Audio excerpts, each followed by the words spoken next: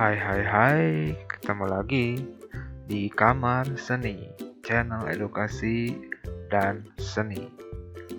Tentunya kamu sudah menggunakan bermacam-macam handphone ya.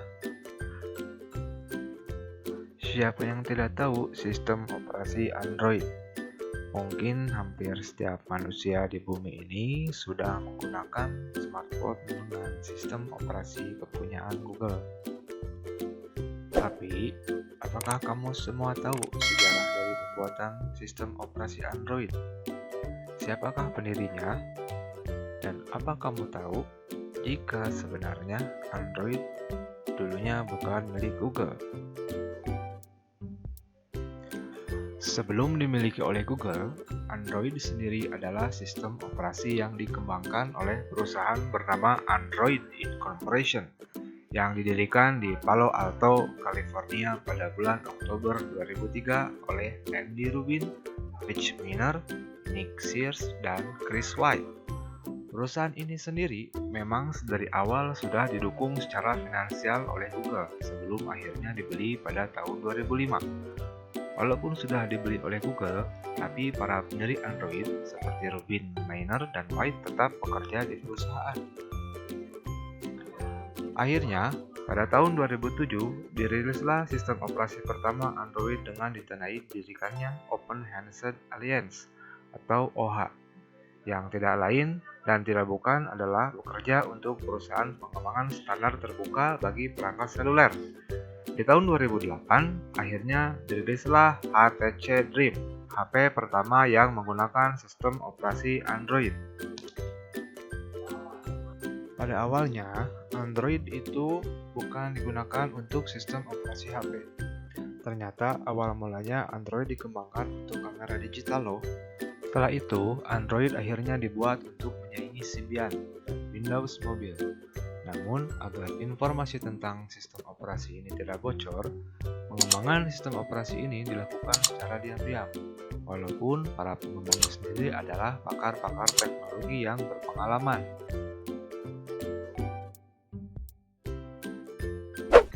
Android Cupcake adalah Android yang pertama menggunakan nama kode Cupcake dan menambahkan fitur seperti mengunggah video dan foto ke YouTube dan Picasa. Sekarang digantikan oleh Google Photo. Menyertakan tambahan fitur seperti dukungan untuk ponsel CDMA dan dukungan untuk layar WVGA resolusi 768 x 480 pixel. Android Eclair dengan versi 2.0, 2.01, dan 2.1 menambahkan beberapa fitur penting seperti dukungan terhadap multi-akun dan Microsoft Exchange. Android 22 atau Froyo mengintegrasikan mesin JavaScript v8 dari Chrome untuk meningkatkan kinerja perambaan.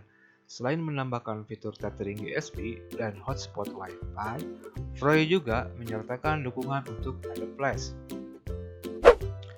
Android Gingerbread atau Android 2.3.3.3 menyertakan untuk pertama kali dukungan ponsel layar lebar atau WXGA. Dan seperti sensor barometer, giroskop, serta pemutaran video WEBM dan musik AAC. Aplikasi Google Talk untuk pertama kalinya bisa digunakan untuk percakapan suara dan video. Android Honeycomb atau Android versi 3.0 adalah Android yang mendayagunakan khusus tablet. Fitur-fitur yang membuatnya lebih sesuai untuk peranti layar besar seperti tablet, menyertakan dukungan untuk prosesor banyak inti dan USB on the go untuk aksesori USB seperti flash drive. Selanjutnya, Android Ice Cream Sandwich rilis pada Oktober 2011.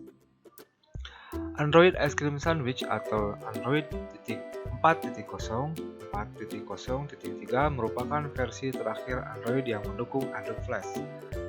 Versi Android ini menyertakan berbagai fitur penting seperti dukungan terhadap Face Unlock, membuka kunci layar dengan wajah, Android Beam, transfer berkas dengan menggunakan NFC dan Wi-Fi Direct. 1. Antarmuka Android 4.1 atau Jelly Bean merombak modul Bluetooth dan NFC, sementara Android 4.3 menambahkan dukungan terhadap Bluetooth Low Energy dan layar 4K. Selanjutnya, Android 4.4 atau KitKat. Google pertama kali memperkenalkan Android Runtime, komponen eksperimental untuk menggantikan Dalvik, mesin virtual yang bertanggung jawab mengeksekusi aplikasi Android. Komponen yang bertugas untuk menampilkan halaman web dan aplikasi lain untuk pertama kalinya didasarkan pada Chromium atau Chrome. Android Lollipop rilis pada Juni 2014. Android Lollipop menggantikan Dalvik pada Android 5.0. Untuk meningkatkan kinerja eksekusi aplikasi Android, Lollipop juga memperkenalkan gaya desain baru yang mempertahankan sampai Android 9. Google juga pertama kali memperkenalkan dukungan untuk prosesor 64-bit. Pada Android 5, untuk pertama kalinya Google secara resmi menyertakan dukungan untuk ponsel dengan slot kartu SIM banyak atau multi SIM card.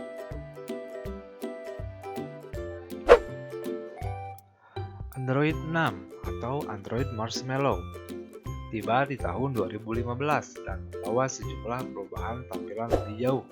Menu app misalnya dirombak dan kini menggunakan letter belakang putih, bukan hitam. Ada juga searching bar untuk mempermudah penggunaan menemukan aplikasi yang dicari. Pada Marshmallow juga, Android untuk pertama kalinya menambahkan dukungan resmi terhadap sensor pemindai sidik jari. Permission aplikasi tak lagi diminta secara sekaligus, tapi dirinci satu persatu sehingga bisa lebih diteliti oleh pengguna. Android 7.0 atau Android Nougat. Nougat keluaran 2016 adalah salah satu upgrade terbesar untuk sistem operasi Android. Google menambahkan dukungan multi-window sehingga pengguna bisa menjalankan dua aplikasi secara bersamaan dalam jendela terpisah yang diposisikan secara berdampingan. Fitur data saver pada Android Nougat membantu pengguna dalam memonitor dan membatasi pengguna kuota data internet. Android 8.0 atau Oreo. Setelah Nougat, Android Oreo yang dirilis pada 2017 menambah lebih banyak fitur multitasking seperti Picture in Picture. Bagian notifikasi ikut dirombak. Pengguna bisa mengatur notifikasi mana saja yang akan ditampilkan dan apa saja yang dilakukan perangkat saat menyuguhkan. Selain OS Android versi reguler, Google juga mempunyai versi ringannya bernama Android Go, edisi yang diambil dari basis Android Oreo. OS ini ditujukan supaya bisa dijalankan dengan lancar oleh perangkat entry level Android Go. Android 9 atau Android Pie. Inilah Android teranyar yang baru saja diresmikan pada Agustus lalu.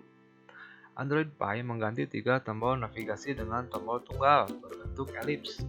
Karenanya, Android Phone lebih mengandalkan gestur gerakan jari untuk melakukan hal-hal seperti multitasking. Fitur lain termasuk digital well-being untuk menginformasikan soal pola pemakaian perangkat. Adaptive Battery untuk membatasi pemakaian baterai oleh aplikasi dan app action yang langsung menjalankan fitur aplikasi dari app drawer. Nah, itulah sejarah singkat tentang Android. Teman-teman Kamar Seni, silakan komen, like, and subscribe.